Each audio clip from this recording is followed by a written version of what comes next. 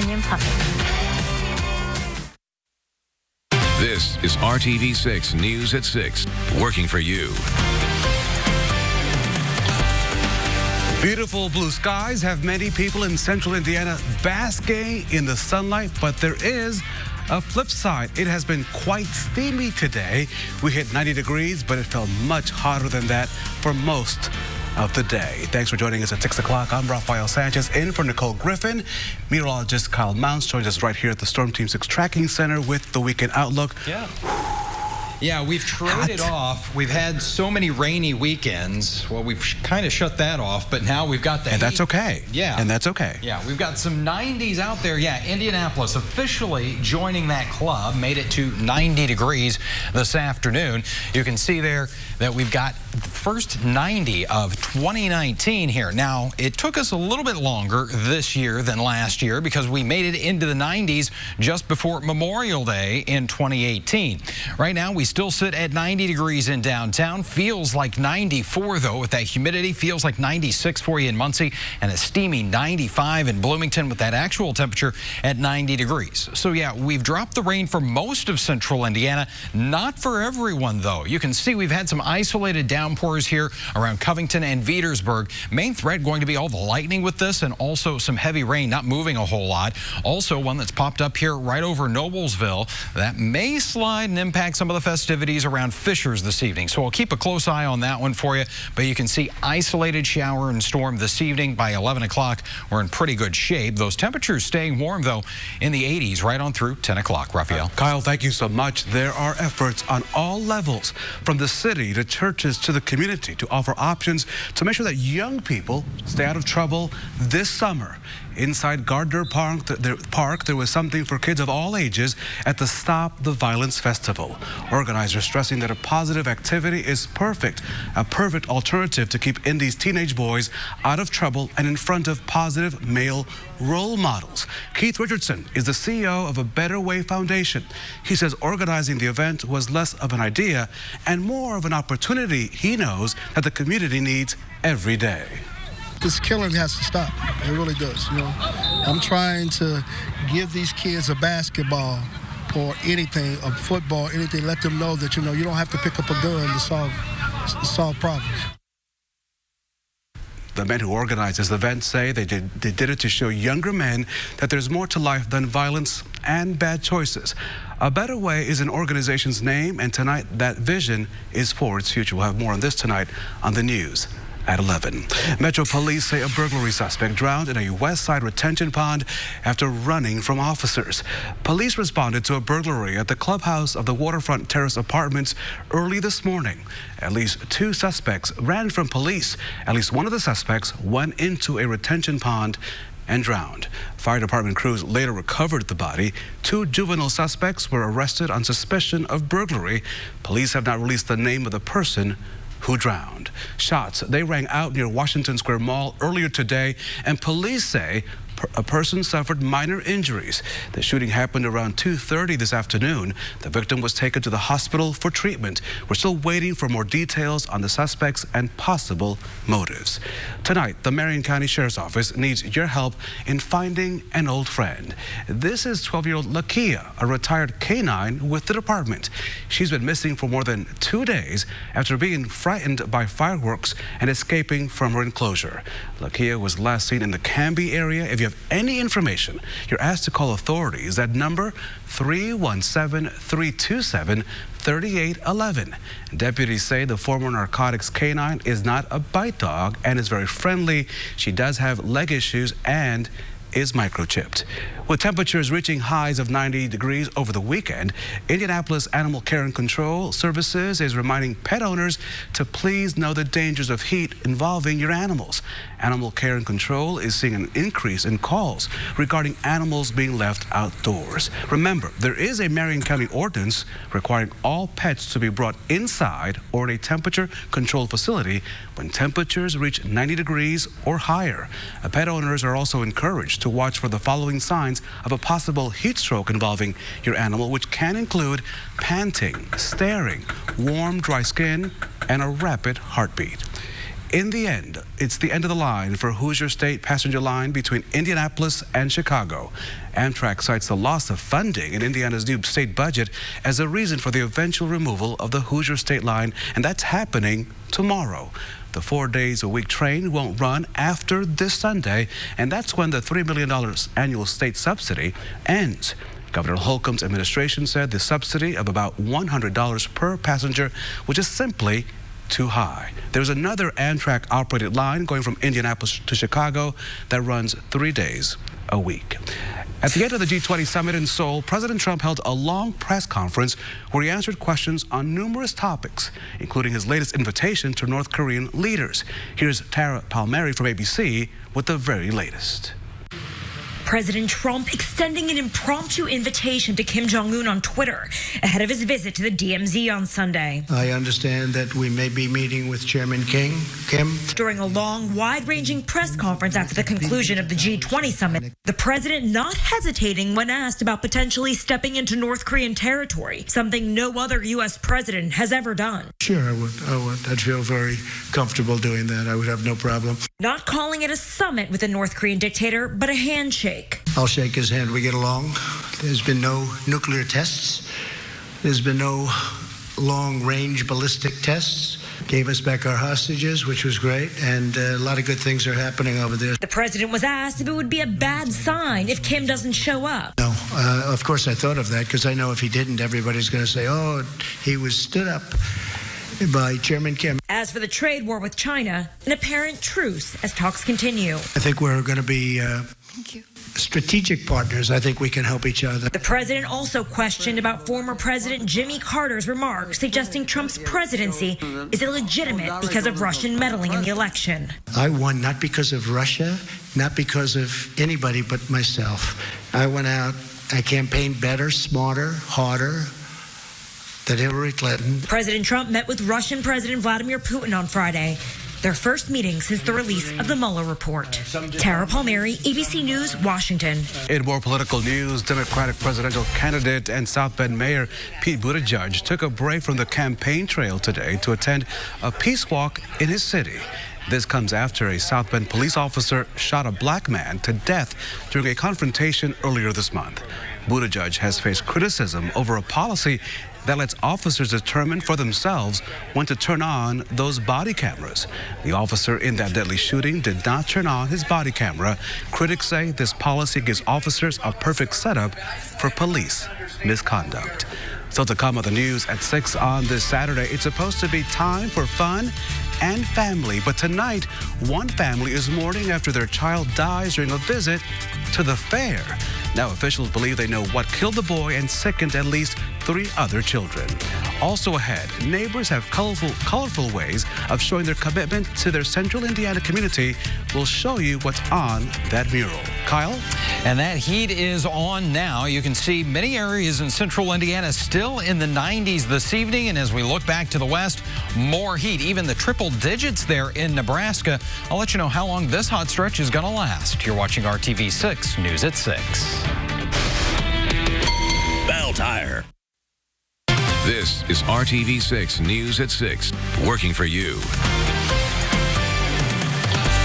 A visit to the San Diego County Fair led to the death of a 2-year-old child. ABC's Marcy Gonzalez reports the boy, along with 3 other children, became ill after the contact with animals at that county fair. Inspectors in California zeroing in on the San Diego County Fair after 4 children who visited were sickened by E. coli. One of them, a 2-year-old boy, dying. Our hearts and our prayers and our thoughts go out to the family, and while we emphasize safety at the fair, we will continue to do so. Officials say all 4 children visited parts of the fair that house animals, including 2 investigators say who visited the petting zoo and did not wash their hands. That section and all other access to animals at the Del Mar Fairgrounds now closed to the public. Unfortunately, when you do have livestock or animals, there is a potential inherent risk. Animals do relieve themselves. E. coli is in the feces. We have signage placed At the petting zoo, we have personnel there that are telling people, encouraging them to wash their hands after they've completed petting the animals. We have hand washing stations throughout the grounds, particularly in these particular areas. Health officials stress that the E. coli infections were not related to any of the food at the fair and have not been definitively linked to animals, saying it's possible the cases may not be related.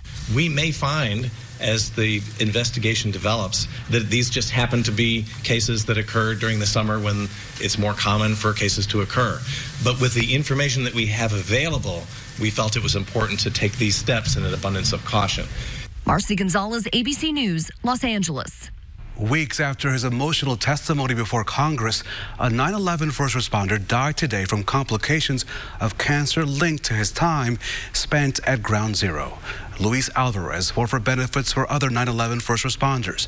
The 53-year-old made headlines just a few weeks ago when he appeared before Congress alongside comedian Jon Stewart. Alvarez delivered his impassioned plea to extend the September 11th Victim Compensation Fund. Alvarez was a bomb squad detective with the New York City Police Department. He was among the first responders who went to the World Trade Center on September the 11th. They spent weeks breathing in toxic air clouded with debris from the collapsed buildings. New York officials initially told them that it was safe at the time, but many have since been diagnosed with debilitating illnesses and cancers. When they get sick, they die. It is my goal, and it is my legacy, to see that you do the right thing for all 9/11 responders. Alvarez received a standing ovation for that testimony. He will now be honored with a funeral organized by the NYPD and the United States military. When it comes to active shooter situations, experts have long said you should either run, hide, and fight. And now researchers at Purdue say the run part is especially key. Researchers used a computer model of the Columbine High School library. They focused on what happened on the day of that shooting. Researchers created several scenarios where people ran. They found that fewer people died when they ran compared to when they hid. Now, part of it had to do with how a gunman can shoot. Researchers made sure to highlight people shouldn't always run during active shooter situations. They say organizations like schools and workplaces should have an active shooter plan, especially one that involves taking down the shooter.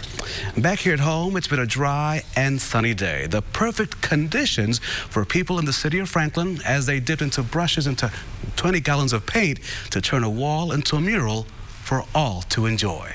Oh, okay, so this one shouldn't have gone over. A brush of success in Johnson County. Paints of all colors were the tool to transforming a building wall into an artistic attraction. Well, I'd actually seen it on Facebook, and I just thought, how much fun would it be just to come out and help paint this building and make it pretty. The Warner family were among the dozens to participate in the Johnson County Community Foundation Color the County program. In the past 4 years, businesses, schools, and city governments have made available a place or space in need of a makeover. Here you are, sir. You ready? Here. Okay. People keep showing up, so our board has said we're going to continue this as long as people keep showing up and are excited about it.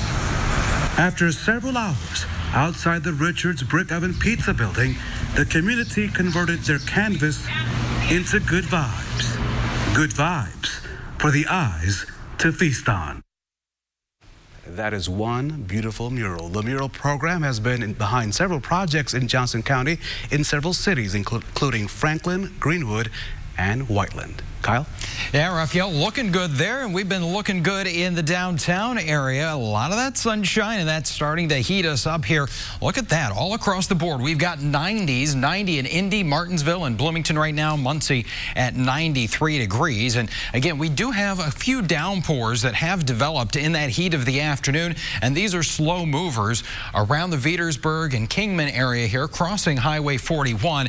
Could have some wind gusts around 50 miles per hour in addition to the lightning and the heavy rainfall. These are slow movers, so you may have some of that isolated flooding issue. Make sure you don't drive through any of that high water. Another one that's developed here in eastern portions of Hamilton County, sliding slowly to the south and east, but close enough in Fishers area that you want to stay inside right now. That lightning, you know, can track about 10 miles outside of a thunderstorm.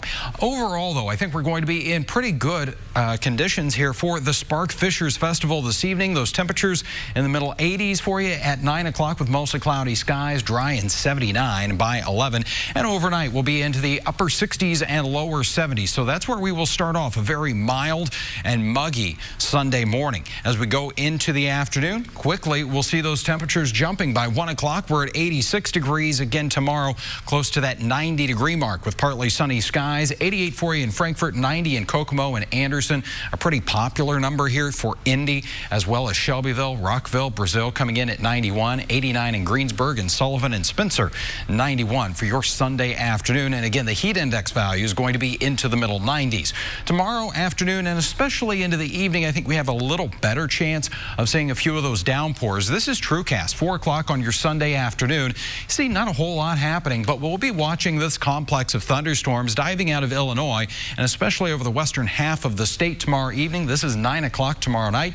You can see a couple of those thunderstorms moving through, and there is a marginal risk across central Indiana here. So that means some of those storms that get going tomorrow could have some gusty winds, possibly some hail, but I think it's that 50-mile-per-hour wind gust or higher that we'll be watching out of those thunderstorms. And it gets us back into this daily chance of showers and storms, but you notice that at the peak there, it's only about 40% as we get to the middle of the week. So overall, chances are pretty low that you're going to see rain any particular day. 7-day planning forecast as we put it all together for you here, and those rain chances, again, they climb a little bit for the middle of the week, 30% right now for the 4th of July, but it's not going to bring down those temperatures because the rain will be pretty limited in coverage. So we're still talking about highs well into the 80s, and really the next few afternoons, Raphael, we'll be getting into the 90s. I'm just embracing the 90s because I know that in 5 months we'll be complaining about the minus 30. So listen, we'll take this. We'll take it. That's right. We'll take it. Kyle, thank you so much. Think about this. You might be showing your age by the products you buy. Next on the news at 6, millennials are setting the tone for what's popular these days. Stars and Stripes event at Ashley Home Store. Some products that baby boomers have been using for decades are no longer popular. Why? Because the generation behind them is no longer using those items. John Mattery shows us what millennials are shunning so that you don't waste your money. Do you use fabric softener in your laundry? Do you eat cereal for breakfast? Well, some worry those items won't be around in another 20 years because many millennials refuse to buy them. Society blames millennials, people in their 20s and 30s, for a lot of things, including hurting some popular businesses. CheatSheet.com says many millennials refuse to buy fabric softener. They want natural cleaning products. Diamonds, as newlyweds save up for expensive homes. National brands of beer. They prefer craft beer. Motorcycles. Ever notice riders tend to be older? A lot older. Bars of soap. Millennials prefer body wash, not dad's soap. And cereal. Many millennials prefer energy bars and don't have time for a sit-down breakfast. And further doesn't that stink file, one millennial trend that's costing them a lot of money. Cheat Sheet says they don't like bulk groceries, what you find at Sam's Club and Costco. Millennials prefer Uber Eats, DoorDash, and dining out. Watching the budget, you may say, doesn't that stink? But all this may change when millennials hit their 40s and start turning into their parents. It's unlikely these items will completely disappear, but until young people start buying them, sales are likely to continue to drop. As always, don't waste your money. I'm John Mattery for RTV6. Hey, John, thank you so much. After a 13-year hiatus, the Dixie Chicks will return with some new music. The group's lead singer, Natalie Maines, teases a new album on Instagram. The Dixie Chicks' last album was back in 2006, was called Taking the Long Way. It won the Grammy Award for Album of the Year. Now, the group received both support and severe backlash, as you may recall, back in 2003, after Maines told a London audience that they were ashamed that President George Bush was from Texas. We'll be right back. The news at 6 continues. Or visit aurora4hs.com. Now, this is really exciting. Don't forget that ABC's Shark Tank coming to Indianapolis. You can pitch your idea to the producers at an open casting call on Tuesday, July the 16th at the Indianapolis Motor Speedway. The gates open at 6 a.m. We have more information on the RTV6 app as well as theindychannel.com. Kyle? And it's been a nice day, but some of us needing to get in, out of the rain and a few thunderstorms. You can see that those are slowly sliding off to the south and east with some frequent lightning and heavy rainfall. And thanks for making RTV6 your choice for news. Enjoy the outdoors. We'll see you tonight at 11.